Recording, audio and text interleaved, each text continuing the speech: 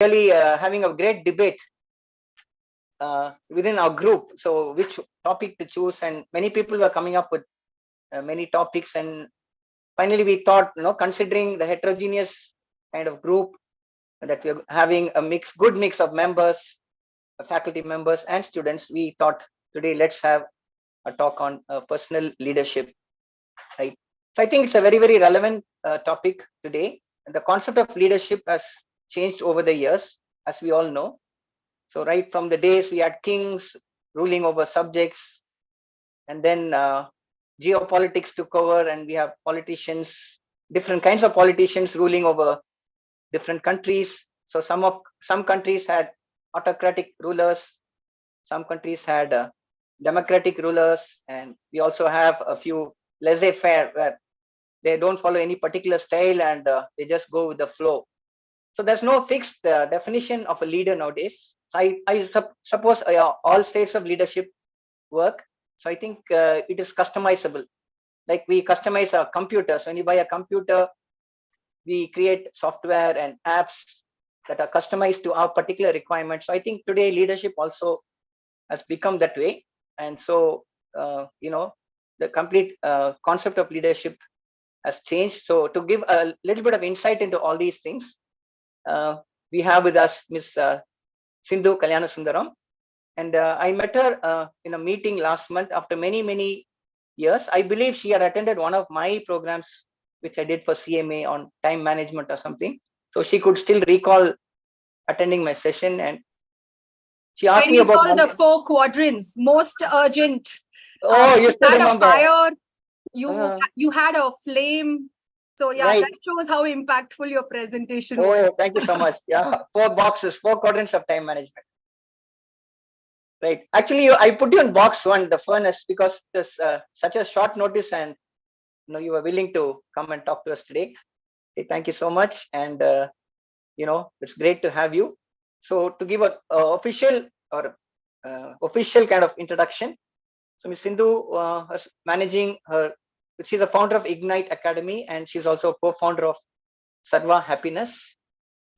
And she's managing IT, business strategy, and CRM programs with companies such as Cognizant, GE Capital, Infosys, and Nestle, all the big brands across UK and India, and stuck out on her own to follow her ideals. It was a kind of homecoming. She wanted to come back home. And then she started her 2 companies, and which help people and organizations to enhance their effectiveness and happiness, which is missing nowadays. We live in a very stressful world, and it's become very important to be happy. So she helps companies to be happy. So that's her niche area. And she's also founder of a social cause group called Samiksha, where people are educated about code of conduct at traffic signals. Much, much needed, especially in a city like Coimbatore, where hardly anyone follows traffic rules. So really good initiative. And she's held various workshops on leadership development, communication skills, etc. And she was part of the BNI. All of you know about BNI, Business Network International, and she was a training director for a certain period. She's also trained in transactional analysis, POSH training, which is again very, very significant. Today, POSH has become mandatory in all companies. All companies have to train their employees on POSH, that is prevention of sexual harassment against women. Very, very pertinent and significant area. And she's also a member of Lifting Leaders in Lean Circle. And I also happen to be with her in another training group called IAF, International Association of Facilitators. So that's why we met last month, after so many years. Okay. And to her credit, she has got so many awards under her belt. She has won the Women Achiever Award in 2022 and 2023 by Human Resource Association of India. And she's one of the rock stars of Purni Foundation, and she's won HR Excellence in Cultural Evolution for her company by Transformance Forums. And she's also won Entrepreneurs Excellence Award at the Global Innovative and Entrepreneurship Summit. And she's also an excellent speaker, which you will see very shortly. She's a district winner at the Toastmasters International, okay, which is the Institute for Public Speaking. And she is a winner in that. So, know about how good a speaker she's going to be. in the next 45 minutes. And finally, she is president of BNI Cultivate, the only agricultural oriented BNI chapter in the world. Yeah, it's very, very important. Today, we're all talking about sustenance in agriculture. And today, millets is the big word, right? We are in the year of the millets. So agriculture has been given a big push, and I think she's also in that niche area. Apart from that, she is a voracious reader and she enjoys writing poetry, and there's a keen interest in Indian classical dance and Carnatic music. So all in all, a total all-rounder. So very, very happy to have Miss Sindhu with us this evening. And I quickly hand over the floor back to her. I don't want to steal any of her time. Okay, so I hand over the floor to Miss Sindhu. And during the course, she may require a lot of interaction. She'll also be saying that. And please interact with her. Please cooperate with her and make this a really memorable 45 minutes, post which we can have a Q&A session. So as and when she's giving a presentation, you can jot down some questions that you would like to ask her at the end. Okay. So wishing Sindhu ma'am a great session, and really looking forward to hearing you, ma'am. Over to you, ma'am. Thank you very much, Mr. Sitaram, for the invite and for the introduction. What I have planned for the next 45 minutes is completely stories and raw stories from people across different genres, people across the country, a couple of interactions, if time permits, an activity, and then a poll. I vividly remember this particular evening. I was doing my post-graduation and I wanted to go and visit my great-grandmother who was 94 years old, and I wanted to seek her blessings. And I remember taking the local train in Mumbai and then reaching Matunga, where she was staying. And as I started climbing these creaky old stairs, it was a very, very, very old building. And as I was climbing these creaky old stairs, I remember inhaling that fresh aroma of pepper rasam. Anybody who's stayed in the hostel for a very long time will surely agree with me that rasam is an elixir. I mean, any time of the day you can have it, especially if you've been in the hostel for a long time. So she was preparing that for me, and I could really inhale that aroma. I walked into her home and I saw her sitting in a very old bench. She was wearing her 9-yard sari, waiting for me. I took her blessings and we were chatting for some time when all of a sudden she asked me, Sindhu, do you know what a tsunami is? Now, this was the time that this tsunami had struck our country and there was a lot of disaster that had taken place. So she asked me, Sindhu, do you know what a tsunami is? And I said, yes, but do you know what a tsunami is? That's what I asked her. And for the next 5 minutes, she gave me a science lesson on what a tsunami is, how it is triggered, what are the technicalities, where tsunami occurs, and what are the different countries that have actually witnessed a tsunami. Now, even before I could even respond with astonishment, she suddenly called out her son and she said, can you get me today's newspaper? I want to check the dollar exchange rate. Yesterday, it was 56.25. I want to see whether it's moved up or down. Now, for an MBA student like me, I was standing there wondering, wow, I haven't bothered to even see the newspaper today, but here was my 94-year-old grandmother who was so curious to understand the happenings across the world, who was so curious to understand the workings of the economy, who was so curious to understand what was happening around her, that the first emotion that I felt when I looked at her was immense pride. Because here was someone who was demonstrating a value that all of us in the corporate world talk about. We talk about this value called lifelong learning. Probably my great-grandmother had never even heard about this value, but she was a testimony. She was a living example of what it means to embark on the journey of lifelong learning. I don't remember even a single moment of hearing her groan or crib or talk ill about others. I've never seen her gossiping. I've never seen her indulge in small talk, but everything and every time I've seen her only speak a lot of sense. And I remember as cousins, when we would sit and discuss, we would always say that whenever we visit our great grandmother and come back, we always felt that we had learned something from her. Whether it was science, whether it was medicine, whether it was geography or English or Tamil, there was always something to learn from her. And so one question I want to ask all of us is, what does it take to embark on this journey of lifelong learning? What is it that should cause a shift within us to embrace lifelong learning as a value? Now, if I had to dissect what my great-grandmother had gone through, number one was her innate nature of being curious to the world, curious about anything. She did not have a set time to say, today from 9 to 10, I would learn. Tomorrow, I would implement these learning. There was nothing like that. It was just an attitude. It was just a mindset, which meant that her brain cells were opened up just to absorb and learn. And therefore, wherever she went, whomever she met, she would either go and add value, or she would learn something from them and add value. And so much was she that she could have a conversation with a 3-year-old child. She could talk at ease to a teenager. She could talk to a businessman. She could talk to a retired professional with absolute ease. And so one of the earliest lessons that I learned in personal leadership was embracing lifelong learning as a second skin and not just as something that we talk about. Lifelong learning is something that should be part of our DNA. And it should just be so intrinsic and natural that when we go out and come back, we realize that, okay, I've learned something today. So a question for all of us to ponder. I'm going to pause for 10 seconds or 10 or 15 seconds for all of us to just think about this question. What have we learned today? It's about 6:45 in the evening, and we've spent a whole day either at work, at home, or at our college, reading, talking, discussing, maybe watching a movie. But what is that one thing that we have learned today? And is it something that we can take? Is it something that we can implement? Is it something that we realize should not happen? And therefore, like I said, the first step towards the journey of personal leadership is embracing lifelong learning.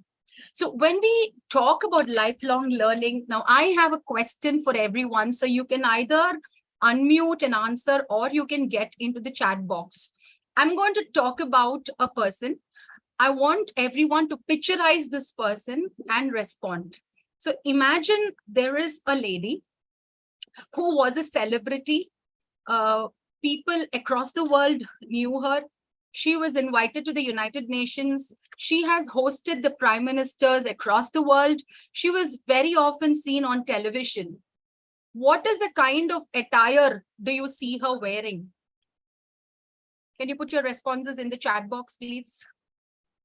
So I'll repeat it. There was this lady who was a celebrity, who was known the world over, who was invited to the United Nations. She's hosted the prime ministers across the world. She was frequently seen on television.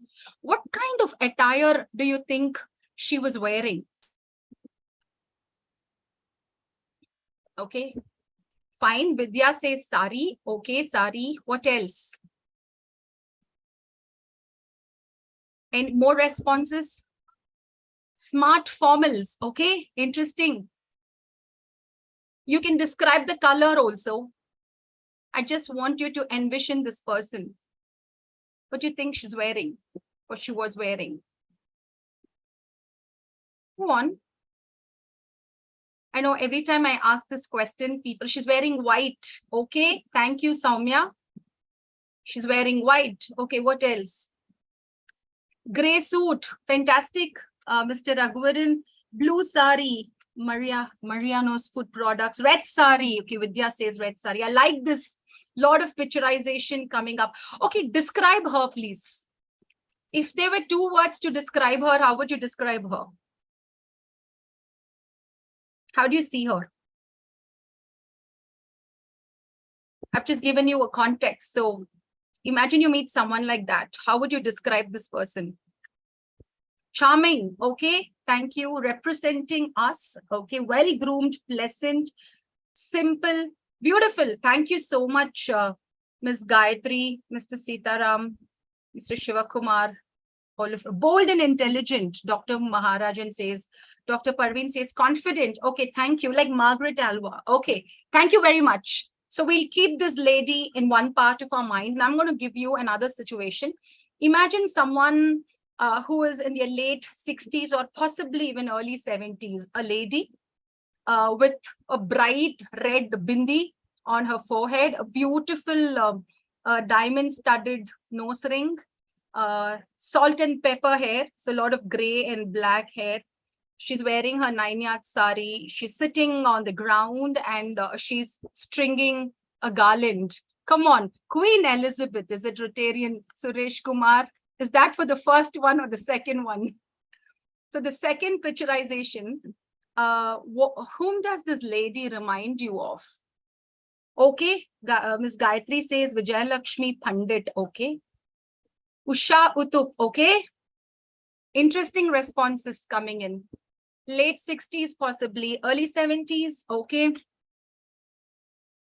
Wearing 9-yard sari, sitting on the floor, nose ring, big red bindi, and she's stringing a garland.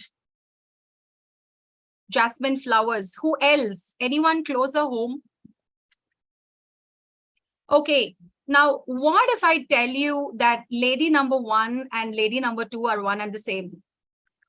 The same lady, the elderly lady wearing the 9-yard sari, sitting on the floor, stringing a garland, being invited to the United Nations, hosted the prime ministers across the world, a celebrity, seen on television. You're right, Mr. Sitaram and Rotarian Suresh Kumar. Think about MS Subbalakshmi Amma and now map all these together. And that's one comprehensive personality. And the reason I asked these questions was that when I set the context of someone being invited to the United Nations, someone hosted the prime ministers across the world, many of us possibly had a very different impression about the person. But the moment I said someone wearing a 9-yard sari, salt and pepper hair, sitting down with a bright red bindi, we had a completely different impression. And it took us a few seconds for us to map and accept that these are one and the same. And what does this talk about in terms of traits of personal leadership?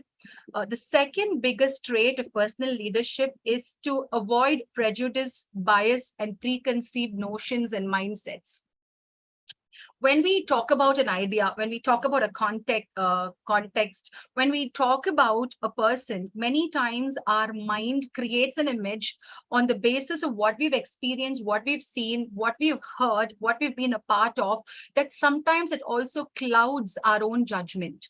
One of the ways towards excelling personal leadership is to objectively ask this question to ourselves. Can I think beyond what my mind is throwing up? Can I actually explore different boundaries? Can I actually go about and learn something new? Can I look at this from a completely different perspective? So every time we are tempted to have a preconceived notion or judgment about someone, let's just remember this analogy of MS Subbalakshmi Amma and think about how many barriers she herself has crossed to be known as a renowned personality who probably took Carnatic music to the world stage, and how many barriers she would have crossed, how many preconceived notions she would have broken for someone to be known as who she is today.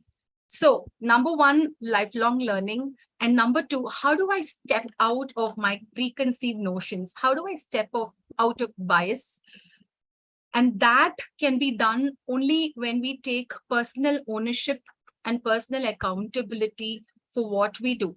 And that brings me to the third story. So what I want to ask all of you is, if I say ethics, and if I say, hey, here is a company that completely is ethical, what are the companies that come to your mind? When we talk about ethics, when we talk about values, okay, the Tatas, Mr. Sitaram, okay, Mr. Shivkumar, Mr. Praveen, wonderful, Mr. Raghuvaran, everyone unanimously talking about Tatas, Mahindra, okay, right? Okay, lot of Tatas. There seems to be a lot of resonance of Tata's, Merck, okay, great. So I am a very big fan of the Tata Group, and I do a lot of reading about their values, their ethics, their work culture. And we spoke about ownership, and one of the biggest examples of ownership that I have really read about is what happened during the attack at the Taj Hotel. And we all remember reading about it, right? We all remember reading about the tragedy that happened. But here is one example, a story that I read and it really touched me and said, wow, this is the example of ownership. This is what ethics and values are. These are how ethics and values are to be demonstrated. So if you remember when the terrorist attacks happened, there were guests in the hotel. And so, when new employees join a company, there is an induction program that happens, right? The human resource department and the management organize an induction program where new joinees are taken through certain protocols. What are the ethics? What are the values of the company? And several other processes. But let's see what's happening in the Tata Group. When the terrorist attack happened, there were guests who were there at the hotel at that time. But do we all know what the employees of the Tata Group did? Anyone? Do we know what they did when the terrorist attack happened?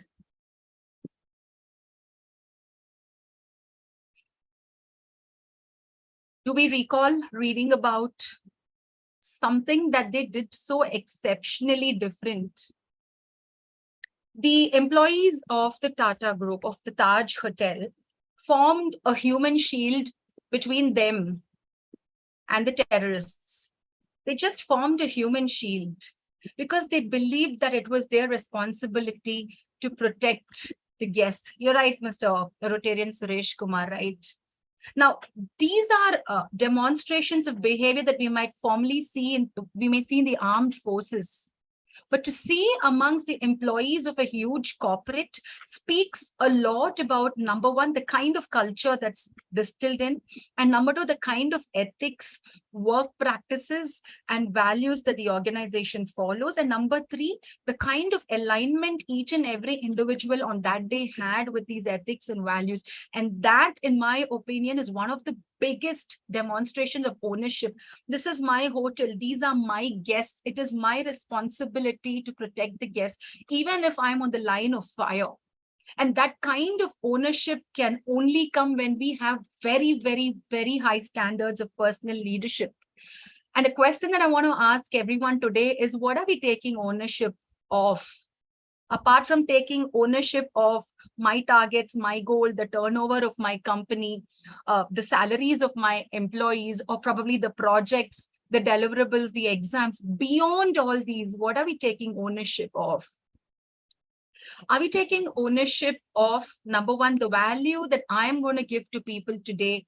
Are we going to take ownership of the words that I'm going to speak today? Are we going to take ownership of what emotions or feelings that I'm going to trigger amongst people today? Are we going to take ownership of what are people going to feel when they leave me? When they talk to me, they have a conversation with me and they leave. Are they going to feel good? Are they going to feel disappointed? Are they going to feel disheartened? Are they going to feel happy? Are they going to feel wise? Are they going to feel enlightened? Are they going to feel that, wow, I really had a good time? Are they going to feel that they've just left their worries and I've given them a safe space? What is it that we're going to take ownership of? Many times when we speak about ownership, we generally speak about ownership in terms of tangibles. Like I said, our goals, our responsibilities, our revenues, but then taking ownership is much beyond them. And that talks about our values, that talks about our ethics, that talks about our principles. And like Mr. Murli, very happy to see you say ownership for the society, which actually, when we are actually taking ownership of that, we transcend the barriers of me, myself, my home. Rotarian Suresh Kumar, you talk about ethics, fantastic. Ownership of the ethics that we're demonstrating. And so when we talk about personal leadership, we spoke about lifelong learning. We spoke about breaking barriers of prejudice and bias. And number three, it's about going beyond the tangibles and taking ownership of the impacts that we are having on others. I remember reading one of Robin Sharma's books. And I remember somewhere he had mentioned that it's very important for us to be at our absolute best, because if we are not at our absolute best, we are denying people the opportunity to have a great experience with us. So let me say that again. It's very important for us to be at our absolute best. And when we don't be at our absolute best, when we are not at our absolute best, we are denying people the experience. So let me give you an example. Let's say we're hosting a beautiful dinner and we're waiting for our friends to come in. Our friends are so thrilled and excited that they're going to have a great dinner with us. And if we are going to be grumpy, if you're going to be angry, we are denying our friends the experience of a beautiful evening. And that's the same thing about being our absolute best. When we are not at our absolute best, we are denying people the opportunity to experience something wonderful. So let me pause for about 30 seconds and I just request everyone to write down, what are you when you are at your absolute best? So when you are at your absolute best, are you smiling? Are you grateful? Are you compassionate? Are you learning? Are you helping someone? Are you empathetic? Are you speaking the truth? Or are you doing all of these? What are you when you are at your absolute best? I'm pausing for a few seconds here.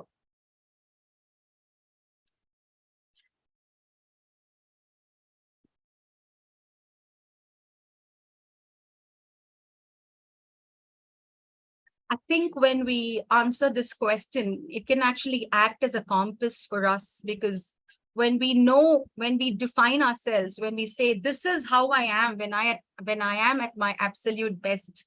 And then every day we can go back to that sheet and say, hey, did I do all of these? Was I at my absolute best? I think this will act as a great compass for us to see where we are. Fantastic, Mr. Murli. You say you are satisfied. Mr. Sitaram, you're humorous and pleasant. Fantastic. Lovely. So imagine we have a definition for ourselves. This is what I am when I'm at my absolute best. And every single night, if we can spend a few minutes to go back and see how much did I do each one of these? Was I living up to my best self? Or was I showing a side that I've never written in the sheet? That can really bring us back and take us to excel ourselves. So Mr. Sriraman says, energetic and treat others well. Fantastic. There's a very beautiful saying by Helen Keller that says, the most beautiful things in life are those that cannot be seen or touched. They can only be felt with the heart.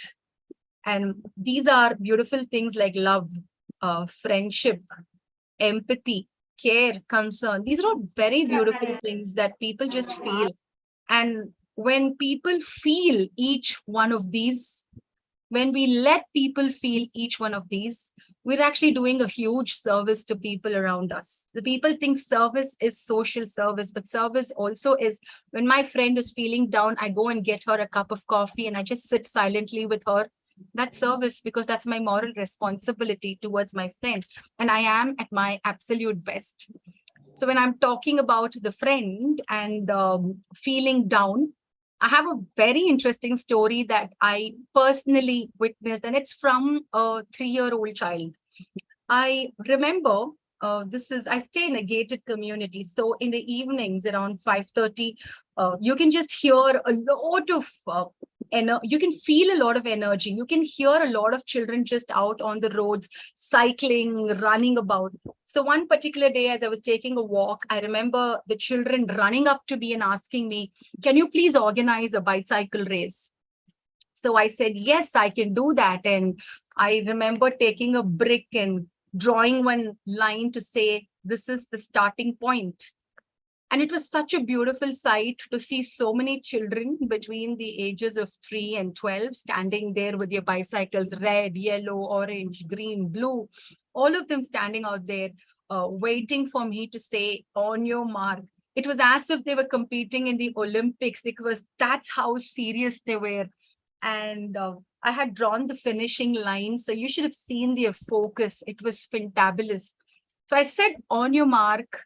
I said, get set and go. I could literally feel their adrenaline pumping. It was that sort of force they started cycling towards the finishing point. Now, while this was happening, somewhere midway during the race, there was one little girl who lost her balance and she just fell down. Now, there were other children who wanted to race ahead because, when a competitor is out of the race, you want to gain that advantage and race ahead. So there were other children who were pumping harder, pedaling harder to reach the finishing point. But there was one little boy, all of just 3.5 years old. He stopped his bicycle. He turned his bicycle, pedaled back to that girl, and he stretched his arm and he said, "Get up." And he helped her, put her back on the bicycle. And then together they both giggled. They enjoyed that breeze caressing on their cheeks. They were talking and laughing, and they reached the finishing point. Now, this boy probably did not know what a race was. This boy probably did not know the definition of what it is to win. But he certainly taught each one of us a very beautiful lesson. The lesson being that many times we are so focused on our destination that we forget to enjoy the journey. And the journey here was making a friend with someone who had just fallen down. And I'm sure they are lifelong friends for just that one little act. And I remember a few of us standing and thinking, what a beautiful lesson we've learned. And in the corporate world, we talk about empathy, we talk about compassion, we talk about being there for each other, we talk about upliftment of teams. But then here, a 3-year-old boy was teaching us all these lessons and telling us that winning is not everything. And sometimes there are things beyond winning. Sometimes there are things beyond competition. Sometimes there are things beyond just looking at the destination. And another beautiful lesson he taught us was if only we could pause and look around, there's so much that we can enjoy in the journey of our life. So another question I would like to ask ourselves is, we have our goals. Many of us have short-term goals, medium-term goals, long-term goals. Many of us are so focused on achieving these goals. How many of us are actually pausing midway and just enjoying that breath of fresh air and thinking about, wow, in the midst of these challenges, I'm still happy this is happening. In the midst of the storm, I'm still grateful that I have a wonderful friend for me. In the midst of all this turmoil, I'm still grateful that I have a support system. How many of us are able to pause in the midst of challenges, in the midst of crisis, in the midst of achieving our goal, just to enjoy that pause? And that is another factor of personal leadership.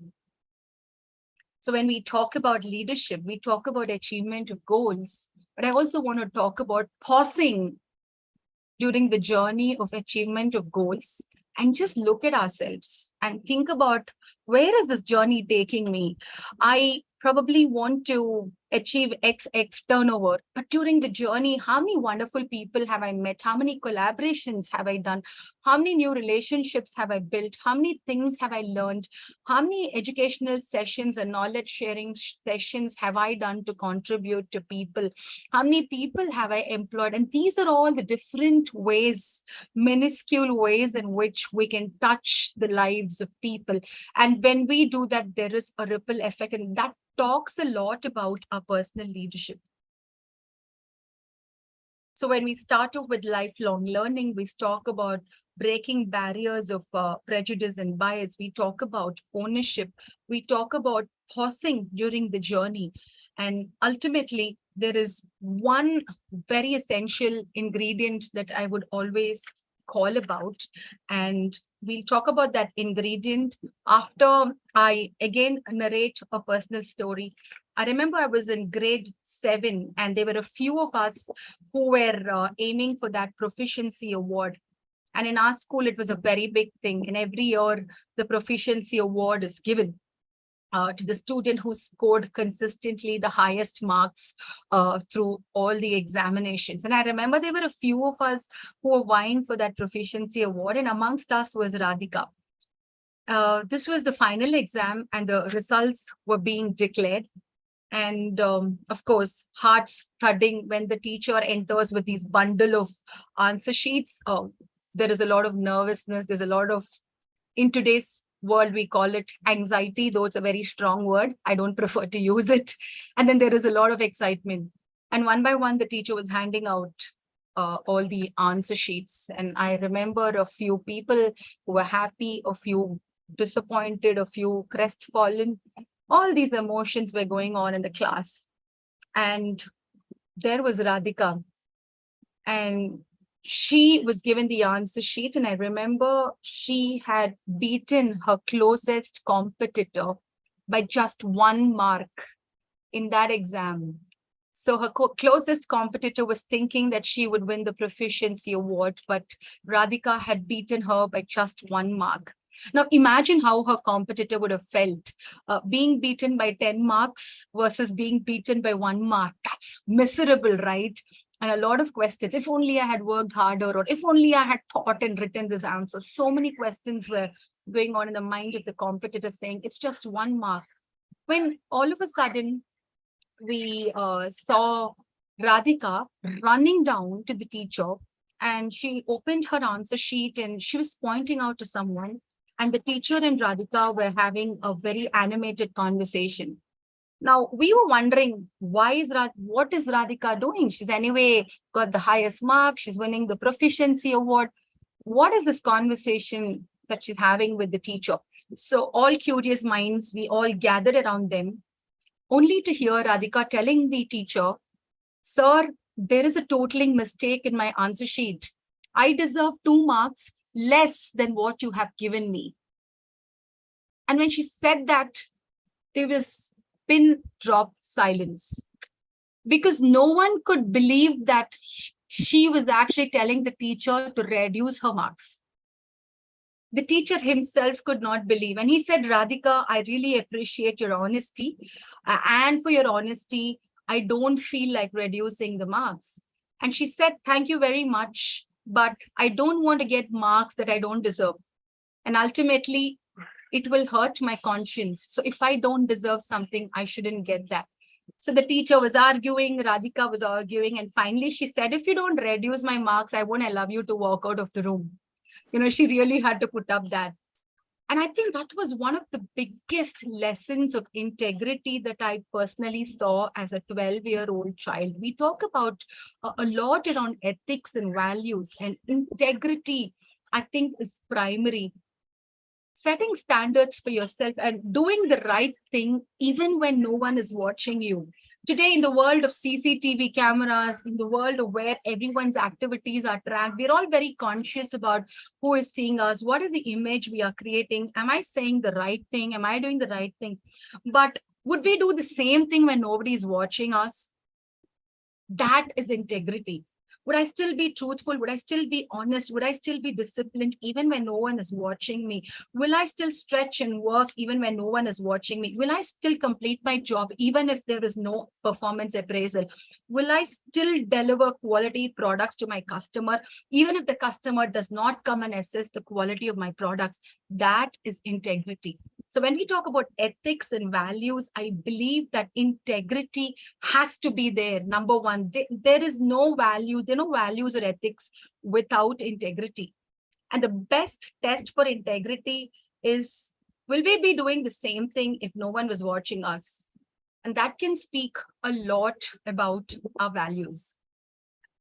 So if I have to tie again all these 5 stories together, about the 94-year-old great-grandmother who taught me about lifelong learning being a value.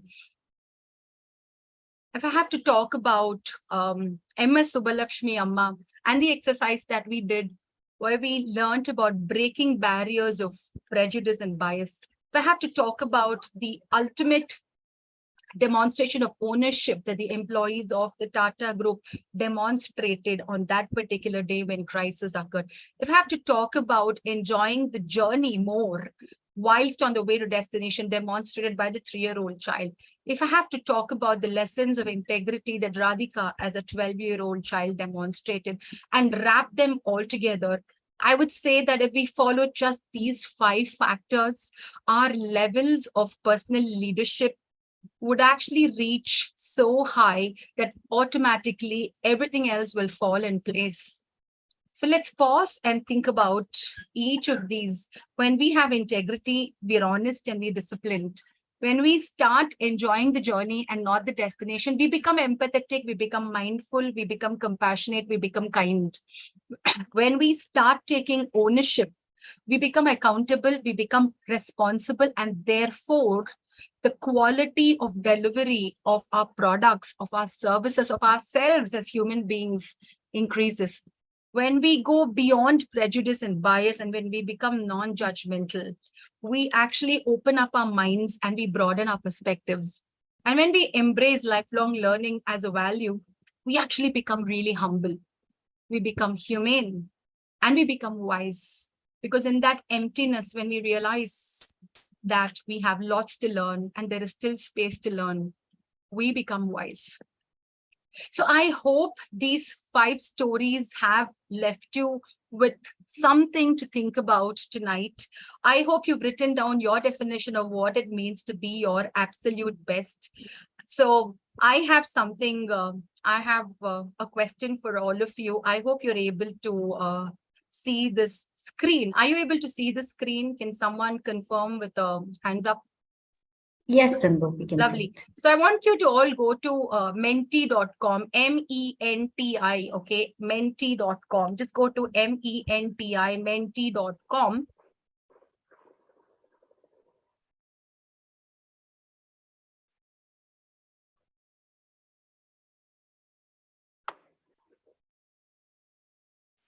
And what is this? Are you able to see the code on my screen? Are you able to see 3776? Yes, Sindhu. Yes.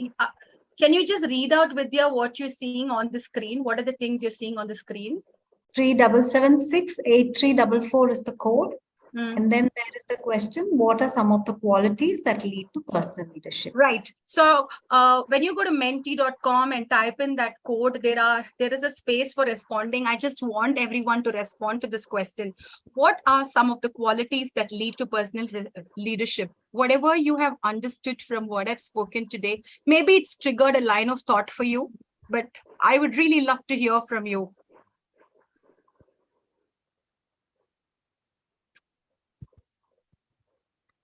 So I'll pause. If you're not able to see this, let me know.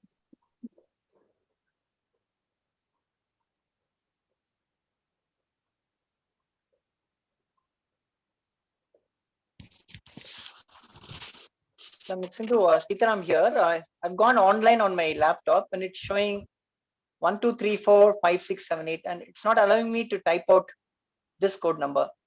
So if you go to menti.com, MENTI.com. Yeah. I'm already online and the opening page, it's showing an 8-digit number. It's just Can showing you 1, try 2, from 3. your phone? My phone? Okay, please wait. Yeah, sure. So you have to type on 1234. Was It's it just a dummy Yeah. number. So you type Okay. this code on that. Okay. Okay. So we Yeah, have it's working. It's working. Yes. 4 responses. Are you able to see the responses on the screen? Yes, Sindhu. Okay. Give some more time for people to do this.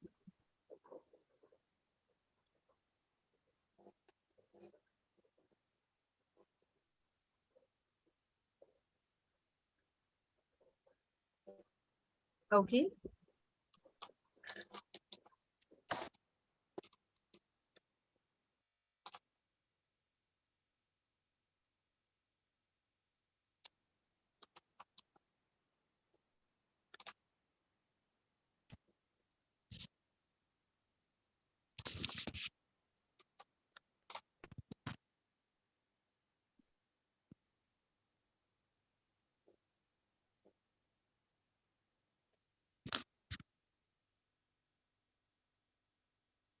Okay.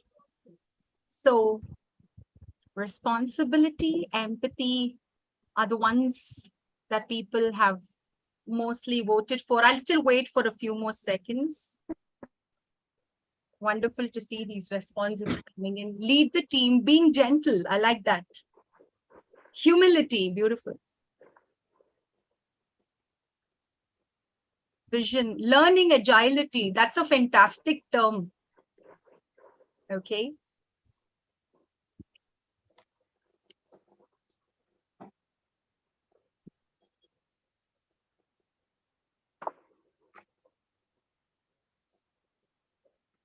Lovely. All right. So let's just look at that. Responsibility, empathy, integrity are the biggest learnings, and I'm so glad to see that.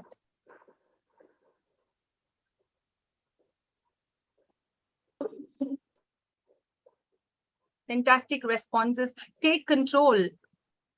Becoming is important. Lifelong learning, enthusiasm, creativity, problem solving, own intangibles. That's a fantastic term. I'm so glad that message was delivered. Owning the intangibles.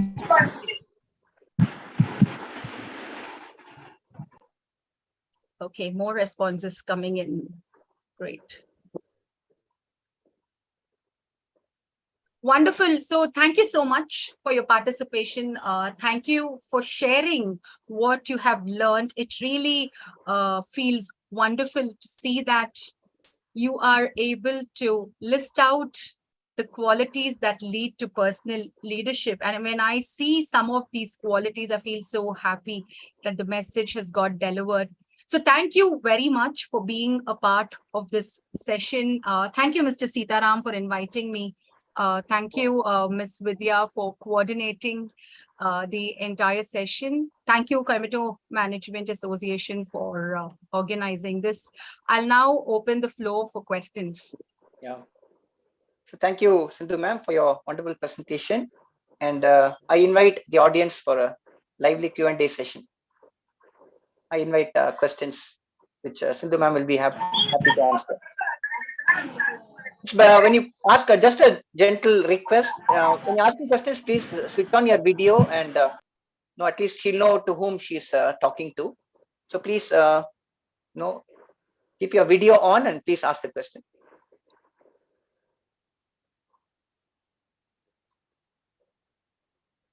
Ma'am, this is Sriraman. Really wonderful session. So I have taken a lot of cues from you to discuss in the class. Thank you for that, first of all. My question is, what's your opinion in this fast-paced world where we have nuclear families, both husband, wife working, and competition, it's all there down there. So what's your opinion on all these values, integrity, etc., disseminating to the child? Do you think the parents falter at some point of time in this present generation?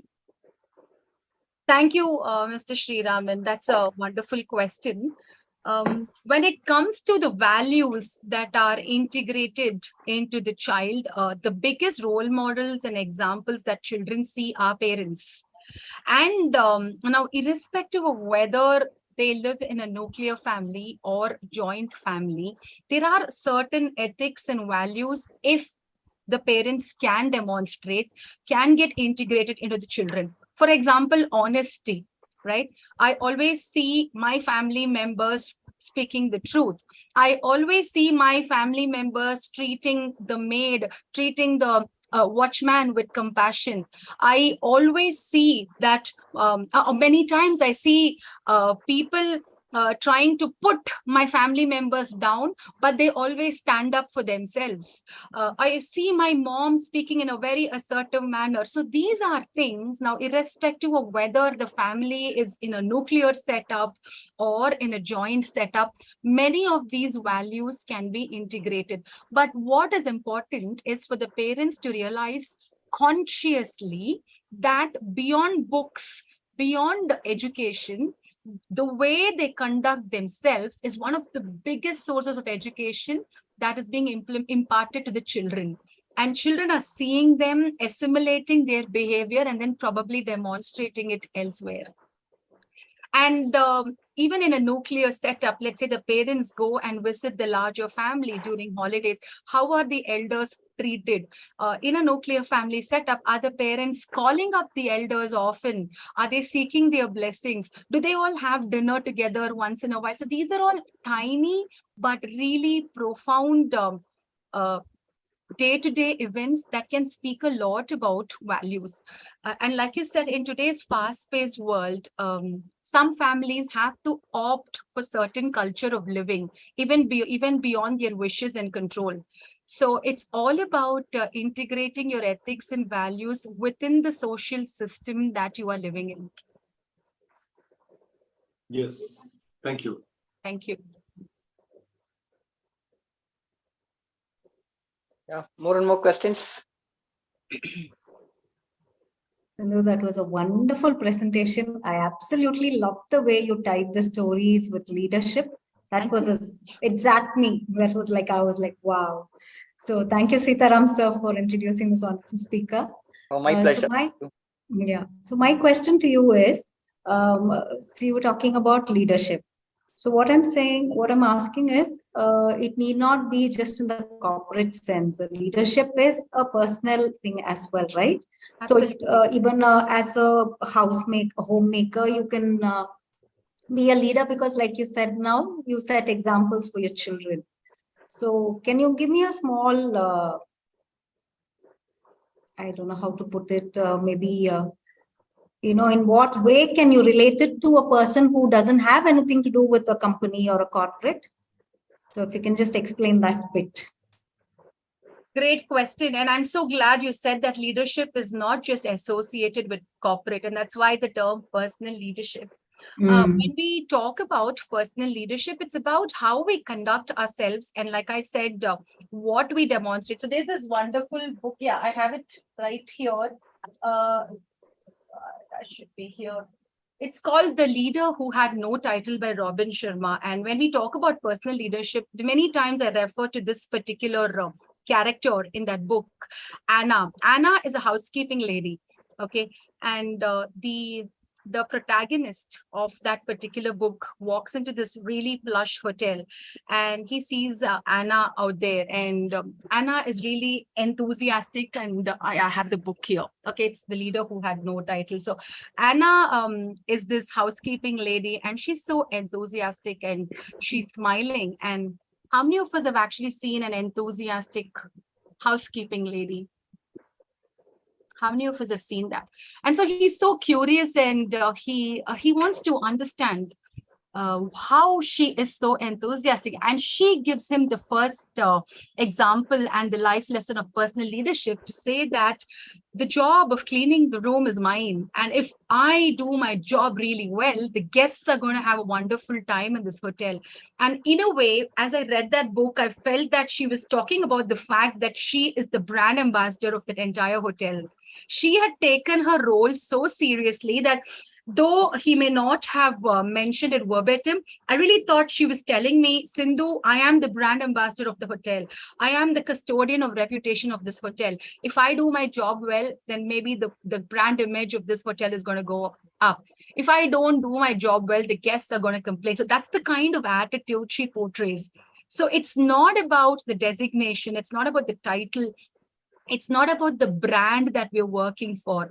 It's about, am I taking ownership of the work that I do? So for example, if I'm spreading the bedspread on the bed, do I just do it just like that? Or do I ensure that all the corners are tucked in and there is a crisp feeling on the bed, and I lay my cushions and I lay the pillows so beautifully that anyone who walks in just wants to plop on the bed and go to sleep? When I prepare that dish, do I do it mindfully? Do I do it with a lot of love? Or do I just do it because it's my duty? So when we talk about personal leadership, it's beyond my duty. But what is it? Am I doing it with love? Am I doing it with compassion? Am I being honest about it?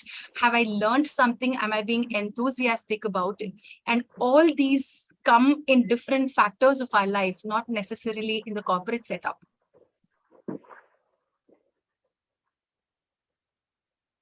Thank you. That was again beautifully put.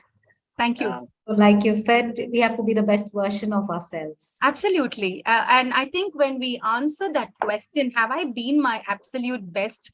Our conscience can give us a very blatant response saying, you know what, you didn't speak to that person politely today, or you did not stop for that pedestrian to cross the road. And these can be reflections of how we have been as a leader.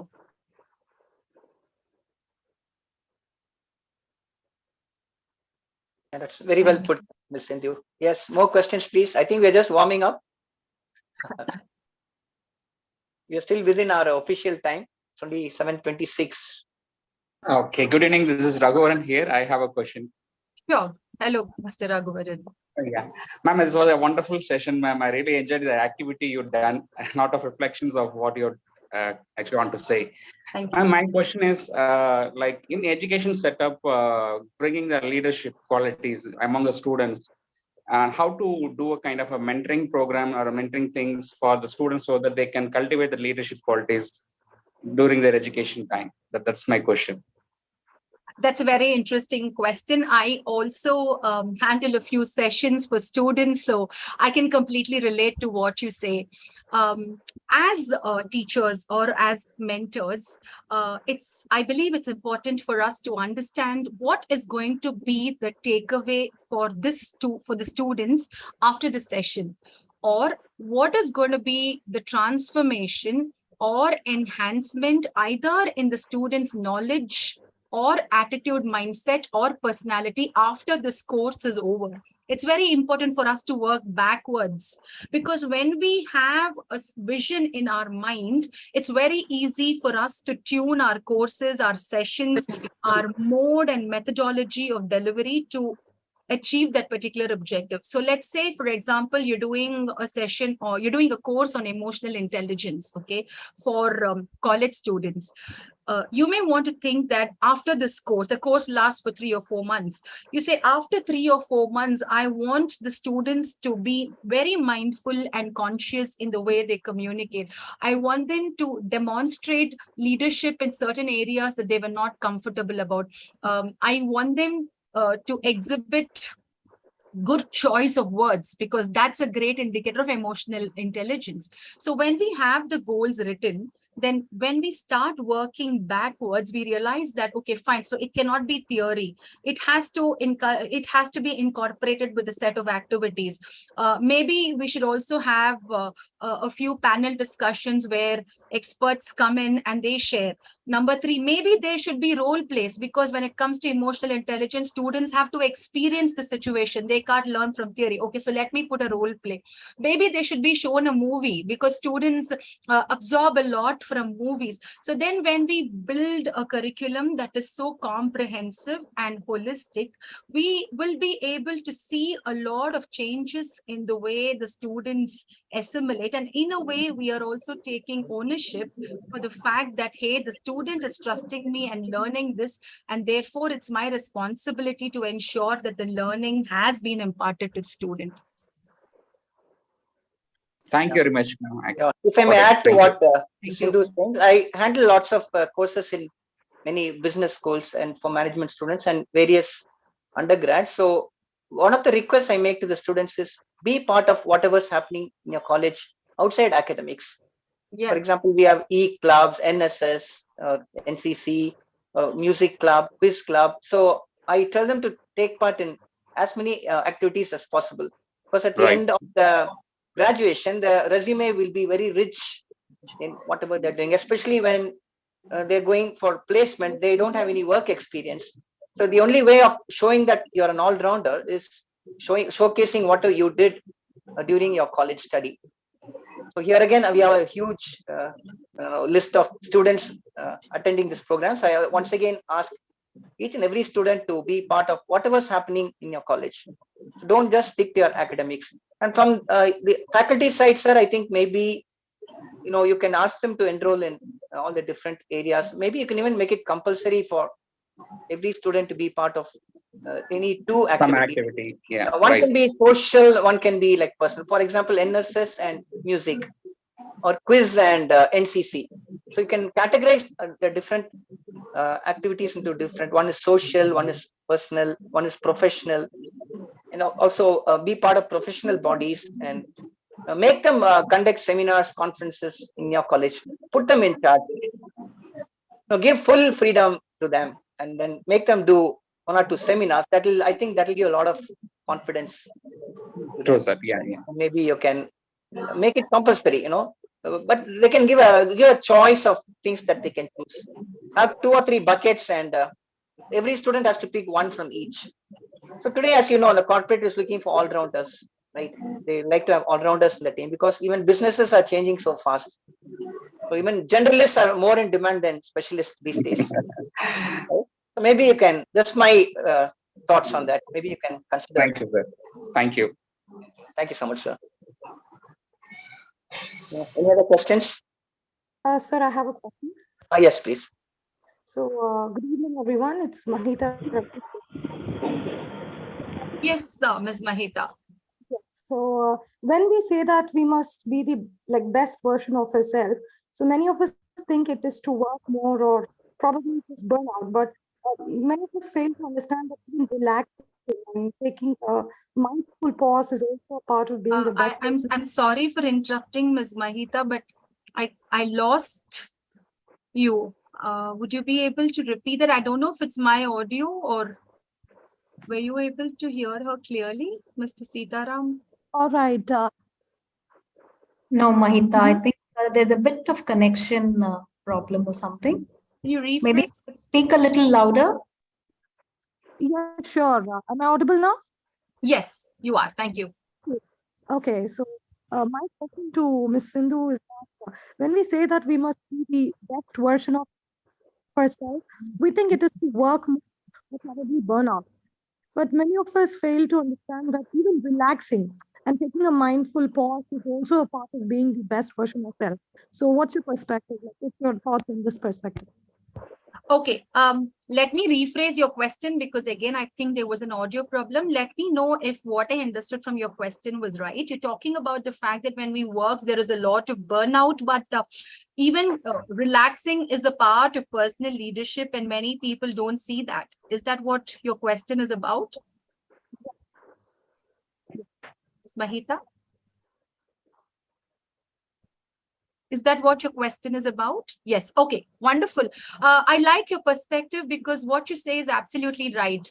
Like Ms. Vidya said, leadership is not just associated with working professionals. Leadership is associated with every single person here.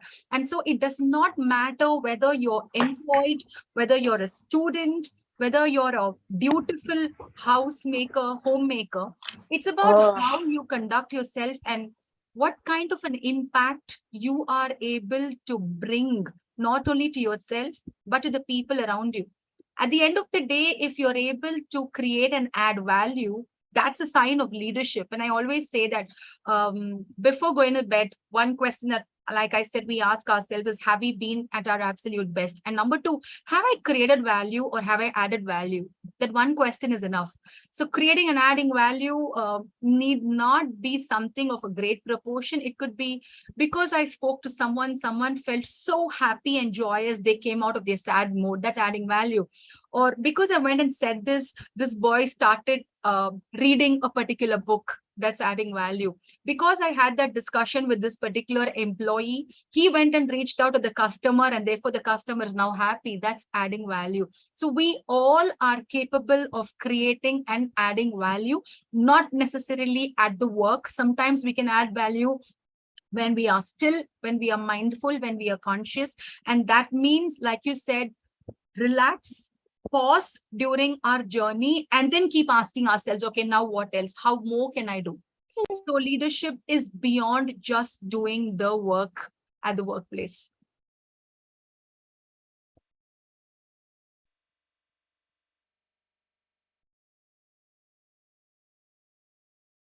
Any more questions, or shall we call it a day?